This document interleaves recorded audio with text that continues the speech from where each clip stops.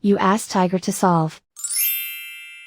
This deals with linear equations with one unknown. The final result is y equals -42. Let's solve it step by step. Group all constants on the right side of the equation. Subtract 155 from both sides. Simplify the arithmetic.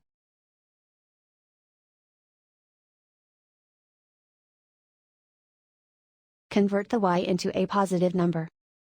Multiply both sides by -1. Remove the ones. Simplify the arithmetic. And so the final result is y equals -42.